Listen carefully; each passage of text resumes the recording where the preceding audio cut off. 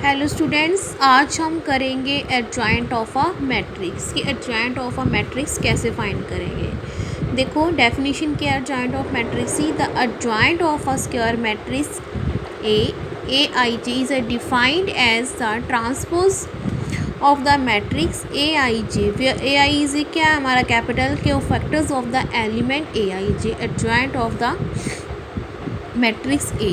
हम एडजॉइंट को कैसे लिख सकते हैं, A D J capital A, adjoint of matrix का ये बेटा कुछ भी नहीं करना। फर्स्ट ऑफ ऑल आपको माइनस एंड कोफैक्टर्स अच्छे से निकालने आने चाहिए। अगर आपको माइनस एंड कोफैक्टर्स अच्छे से निकालने आ गए तो आप adjoint of a matrix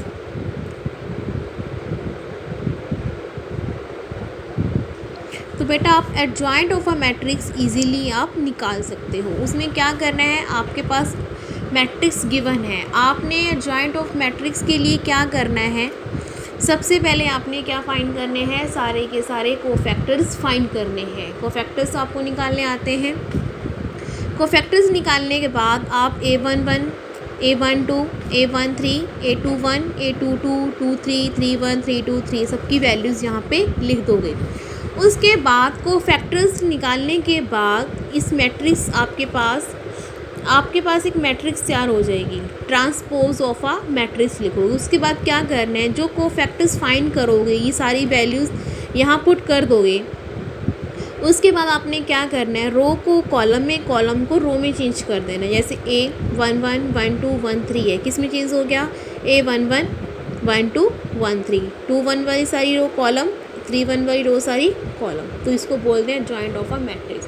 firstly आप कोफैक्टर्स फाइंड करोगे, कोफैक्टर्स का एक मैट्रिक्स बन जाएगा, फिर आप उसको सारी रो को कॉलम में चेंज कर दोगे। जैसे एग्जांपल है आपके पास 23, एग्जांपल 23 क्या है आपके पास, फाइंड एड जॉइंट ऑफ ए। आपके पास को मैट्रिक्स गिवन है, सबके अपने कोफैक्टर्स फाइंड करने हैं। 2/2 का है तो ईजिली हो जाएगा। A11 का मतलब 2 का फाइंड करना है तो क्या आ जाएगा 4। फिर हमने किसका फाइंड करना है 3 का, क्या आ जाएगा -1। क्यों आएगा, ये अपने पास जो है किसका फाइंड करा है अपन ने 1 2 का। 1 2 क्या है हमारे पास ऑड नंबर, -1 की पावर 3 तो क्या आएगा नेगेटिव में आएगा। 2 1 भी क्या है ऑड, इसका फाइंड करा 3, 2 2 का फाइंड करेंगे तो 2। तो यहाँ पे लिख दोगे सारी वैल्यूज़। A11 की वैल्यूज़ क्या आई है 4, फिर 21 की क्या आई है अपने पास, इन्होंने डायरेक्ट लिख दिया एडजॉइंट ऑफ ए, ये वाला। आप ऐसे भी लिख सकते हो A11, 12, 21, 22 वैल्यूज़ लिखोगे, फिर आप इसको चेंज कर दोगे बेटा। उसके बाद ये आपको MCQs टाइप से क्वेश्चंस आ सकते हैं। If A be any given square matrix of order n है, देन ए को एडजॉइंट ऑफ ए से मल्टीप्लाई करें या एडजॉइंट ऑफ ए करें, उसका आंसर क्या आएगा, इक्वल टू किसके होता है, डिटर्मिनेंट ऑफ ए हमेशा आइडेंटिटी मैट्रिक्स बनता है। उसके बाद क्या है, a square matrix A is said to be a singular. Singular कहेंगे जब उसका डिटर्मिनेंट क्या होएगा 0 होएगा, तो ये आपको लर्न करने हैं। उसके बाद a square matrix A is said to be non singular. Non singular कब कहेंगे, जब डिटर्मिनेंट 0 नहीं है। डिटर्मिनेंट 0 है तो वो सिंगुलर मैट्रिक्स है, 0 नहीं है तो वो नॉन सिंगुलर मैट्रिक्स है। उसके बाद क्या है, if A and B are non singular है, मतलब 0 के इक्वल नहीं है, तो देन कहते हैं ए बी आपस में मल्टीप्लाई करें तो उनका ऑर्डर भी सेम होएगा, तो वो भी क्या होंगे हमारे नॉन सिंगुलर होएंगे।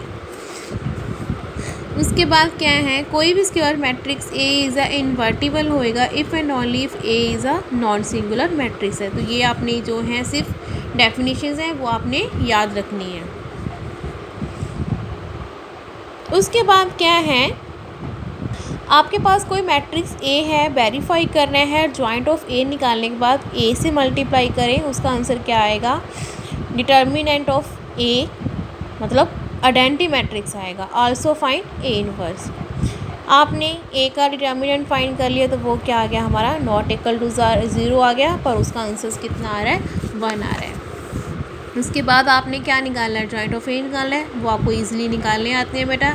ये जॉइंट ऑफ ए कैसे, ये जॉइंट ऑफ ए है, ए को ए से मल्टीप्लाई कर लिया, आपको ए इंटू बी आपस में मल्टीप्लाई करना आता है। उसके बाद आपको एक फॉर्मूला बता दूँ, एडजॉइंट ऑफ ए निकालना आ गया तो ए इनवर्स भी कैसे निकालते हैं। ए इनवर्स का क्या फॉर्मूला है, एडजॉइंट ऑफ ए जो आपका मैट्रिक्स बनेगा उसको क्या कर दो, डिटर्मिनेंट ऑफ ए से डिवाइड कर दो, तो वो आपका क्या आ जाएगा, ए इनवर्स आ जाएगा। ए इनवर्स निकालने का क्या फॉर्मूला है, adjoint of A divide by A का डिटर्मिनेंट। तो इसी टाइप से आपने ये सारे क्वेश्चंस करने, आपको पता होना चाहिए कि ए इनवर्स निकालने के लिए हमें क्या चाहिए, adjoint of A and A का डिटर्मिनेंट। पहले ए का डिटर्मिनेंट निकाल लो, adjoint of A. Adjoint of A कैसे निकालेंगे, पहले सारे के को फैक्टर्स निकालेंगे, को फैक्टर्स निकालने के बाद जो मैट्रिक्स बनेगा उसका ट्रांसपोज ले लो। ट्रांसपोज मीन्स रो कॉलम में चेंज कर दो, जितनी भी रोज़ है वो सारी कॉलम में चेंज हो जाएंगी, वो सारा का सारा क्या बन जाएगा हमारे पास, एडजॉइंट ऑफ ए।